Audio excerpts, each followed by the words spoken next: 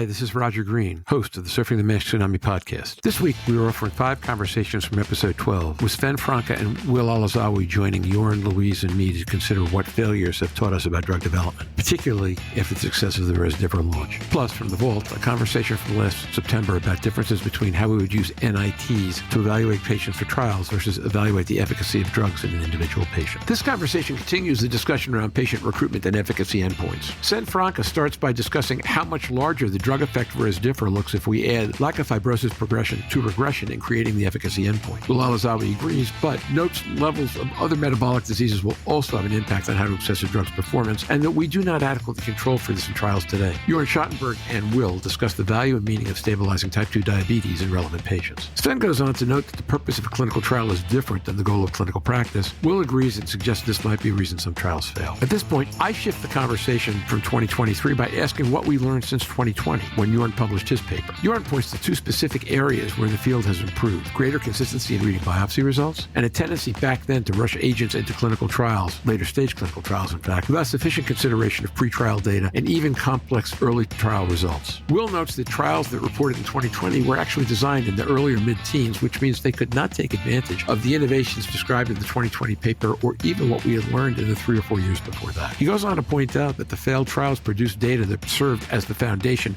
for analyses from consortia and other groups, and Sven goes on to commend the companies themselves for producing this data and then digging deep into their results to find insights even after failure. Having an approved drug changes lots of things for the better, but not everything. This conversation considers some of the issues we've yet to resolve, so just sit back, listen, enjoy, learn, and when you're done, join the dialogue in our LinkedIn discussion group.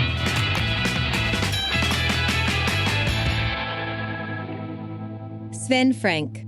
Going back to what Louisa said about also the relevance of the response rate, I think also but it's getting back a little bit to what we already discussed, and that with, for example, with resmetirom, you can say, okay, if you just look at fibrosis regression, you have only 11-12% effect size, but if you take into account those that do not progress, you get an effect size of more than 30%, 33 or 35%. And so it illustrates that if you look at the total picture, that you get better efficacy data. And I think in terms of the cardiovascular mechanisms that Will alluded to, we should not forget that if people are well controlled, for example, with aspirin, with statins and so on a very long run, even those drugs, they will never hit the endpoints that we define for a MASH trial, but they do have a benefit also for the liver in terms of disease progression and going to cirrhosis and cirrhosis decompensation. So we have all interest in making sure that their cardiometabolic risk factors are treated optimally and then tackle also the liver problem. William Alazawi. No, but I totally agree with your point. But I guess what I'm trying to say is that if you've got a patient, like for like, one with poorly controlled diabetes and one with well-controlled diabetes, then the likelihood that that person will end up in a position where their biopsy shows that they've got active NASH and fibrosis is different. And therefore, if you like, their likelihood of trajectory moving forwards in the short time frame of a trial, be it 1 year, 2 year, whatever, they are also going to be on different trajectories. So absolutely agree with you. Definitely those medicines aren't going to touch those endpoints, but it might be that they have created a different, if you like, substrate in which the drug is being tested. Yeah. No, you're absolutely right. Jörn Schattenberg. I mean, the important point, and well, I'm not sure you meant that, is for the clinical trials, of course, we look for stabilized patients, right? So poorly controlled, we're going to have that in real world clinics where there is not an optimization maybe, and then the drug effects could be different, potentially better because you have more ability to bring down the glucose resistance. But typically the ones we include in the clinical trials should be stable the best we could get it. And then, they could still go different trajectories, but they would have been stabilized before enrolling. They'll be stabilized by the parameters that we measure, by their HbA1c. And of course, glycemia alone, as the diabetologists are finding now, and I'm a total amateur on this, but I would say, but when I hear the diabetologists speak, glycemia alone isn't the only marker of outcome. I see what you're both saying. I just wonder that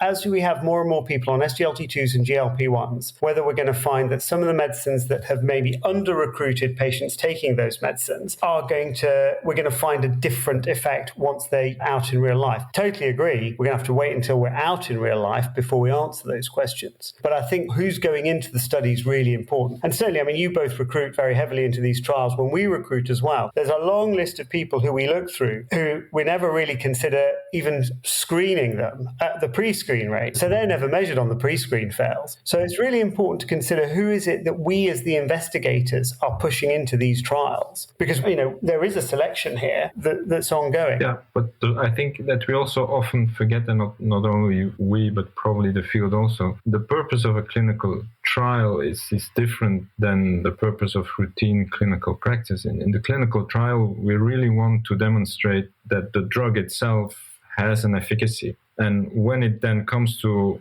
using that drug in routine clinical practice, it's not so much a problem that the patients are not exactly the same as the very well stabilized patients in the clinical trial, because the purpose is different. The purpose of the trial is really trying to show the added value of the drug, because it's always a risk to take a drug. So you also need to demonstrate the benefit, and therefore you need more selected and stable patients in the clinical trial. I don't see really the disconnect between the more strict environment of a clinical trial and then the more broad replication in a more heterogeneous population, etc. I don't think personally that the patient population in whom we eventually use the trial need to be strictly the same as in the clinical trial. But of course, they need to have the disease, but it's about demonstrating the efficacy and so justify the use of the drug. Yeah, no, I completely agree with that. I guess all I'm trying to go back to is, because the original question of today's conversation is, why have the drugs failed? Or are we to be disheartened by the fact that the drugs have failed? And I think sort of being critical of how we've included patients in the trials may be one explanation. That's kind of what you touch on in your paper. Yeah, and the background therapy is, as you say, is continuously evolving, and it's now different than the trials we did 5 or 10 years ago. Roger Green. So let's go back a little further than that and see, what did we learn between 2020 and 23 about how to do things better? And what can that tell us about what else we need to learn now? So, Jörn, I'm going to ask you. I think the world of clinical trials in the indication of fibrotic MASH has clearly changed a lot since then. The first graveyard article I did, it was with Joost Drent, and you mentioned 2020, so it was looking at drugs like Senecreviroc, and the Selonsertib was out recently, and I'm probably forgetting some of which we covered in there.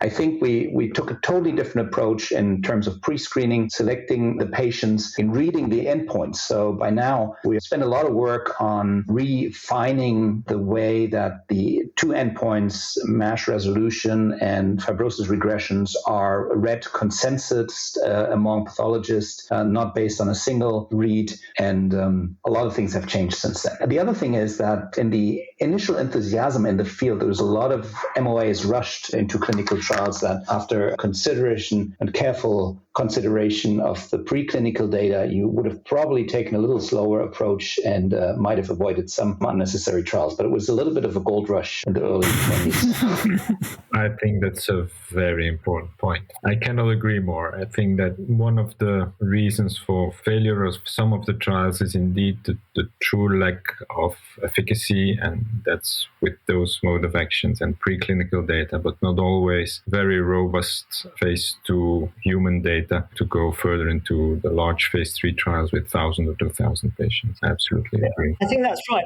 One thing I will say, though, is at that time, though, we were looking at the readout of trials that had been designed 5 years earlier. So there was a time lag. There was a sort of a necessary time lag that people in other disease areas didn't have to have, because certainly those first trials had quite a high activation energy needed to get going because of some reluctance in the field. There was some nihilism. We only really had the NASH CRN trial design to go on. So there'd been quite a bit of a lead up to delivering those trials. And although looking back, one might say, yes, that we probably should have had a closer look at that phase 2 trial before embarking on the phase 3 or earlier, I think we learned an awful lot.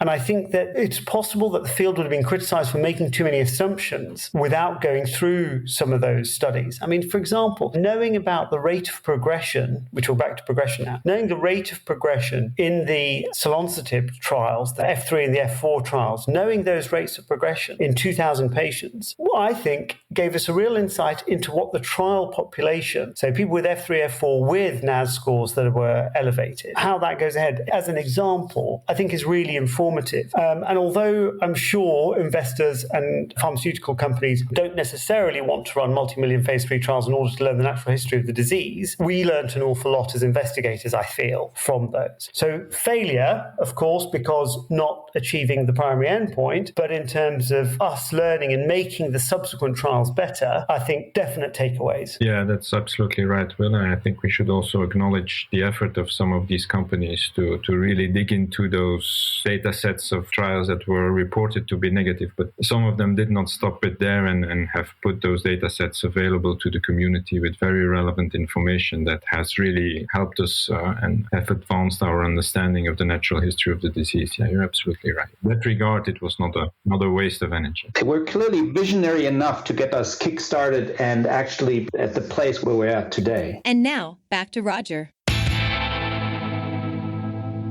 We hope you've enjoyed this recording. If you have any questions or comments about the content of this conversation or the entire episode, please put them in the review section of the page from which you downloaded this conversation, or send an email to questions@surfingmash.com. Next week, we will preview Global Fatty Liver Day from the Global Liver Institute, which will fall on June 13th. We'll have several patient advocates and at least one physician champion with us. Until then, stay safe, surf on, say a prayer for our departed colleague Stephen and his family, and we'll see you next week on the podcast. Bye-bye now.